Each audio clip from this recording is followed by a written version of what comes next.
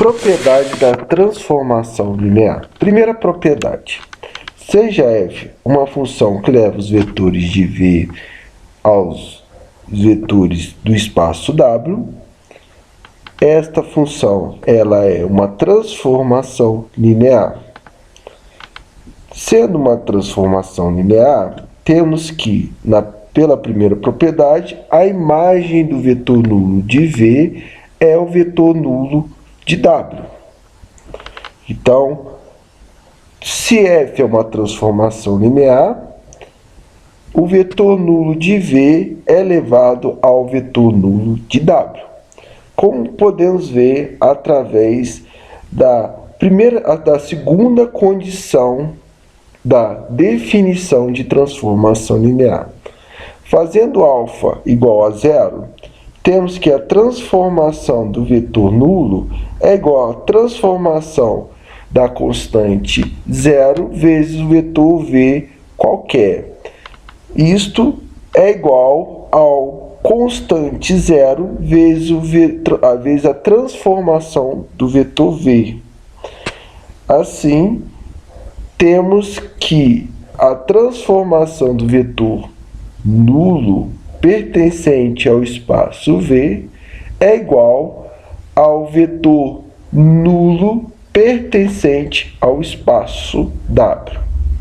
Então, a primeira condição da primeira propriedade da transformação linear é que o vetor nulo do espaço de saída é elevado ao vetor nulo do espaço de chegada.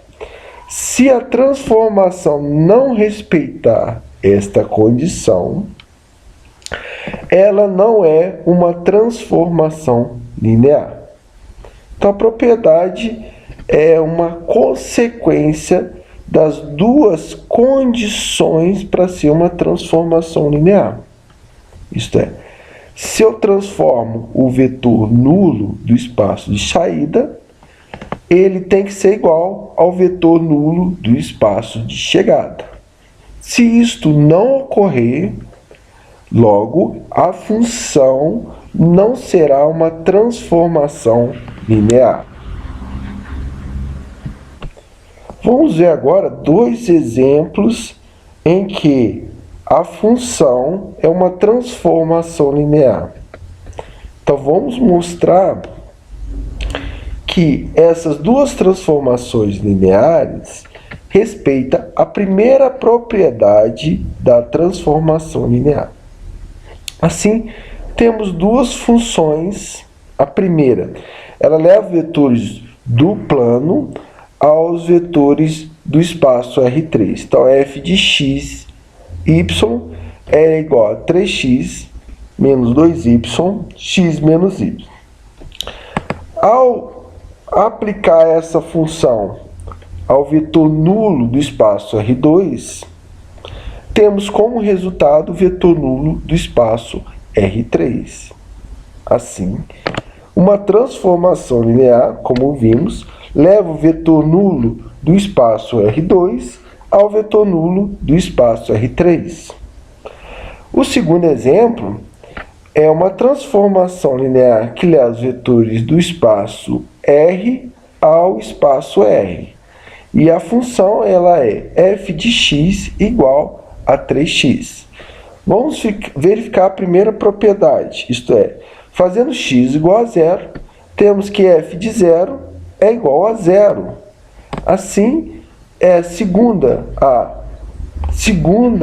função, que é uma transformação linear, respeita a primeira propriedade da transformação linear. Então, sempre que a transformação for linear, ela respeitará a primeira propriedade da transformação linear. Isto é, a função leva o vetor nulo do espaço de saída ao vetor nulo do espaço de chegada. Temos agora uma função que leva os vetores de R2 em R2, que é f de x, y é igual a x ao quadrado 3y. Embora esta função respeite a primeira propriedade da transformação linear, que é f do vetor nulo é igual ao vetor nulo, isto é, o vetor nulo do espaço de saída é elevado ao vetor nulo do espaço de chegada. Então, embora esta função ela respeite a primeira propriedade da transformação linear, ela, como nós vimos nos exemplos passados, não é uma transformação linear.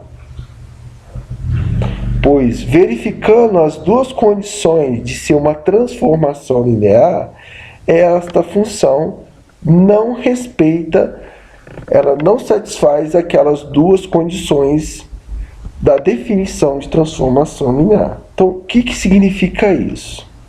Significa o seguinte, que se a função respeita a primeira propriedade da transformação linear, não necessariamente ela será uma transformação linear. Para que ela seja uma transformação linear, nós devemos verificar as duas condições da definição de transformação linear. Então, ela será candidata a, se ela respeita a primeira propriedade da transformação linear, esta função será uma candidata a ser uma transformação linear. Para que ela seja uma transformação linear, devemos verificar as duas condições da definição.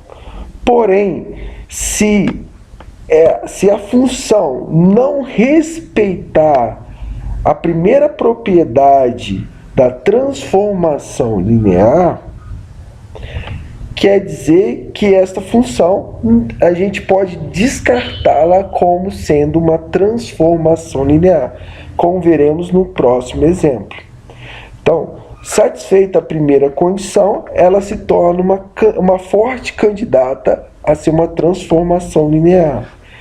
Para que ela seja uma transformação linear, devemos verificar as duas condições necessárias para ser transformação linear.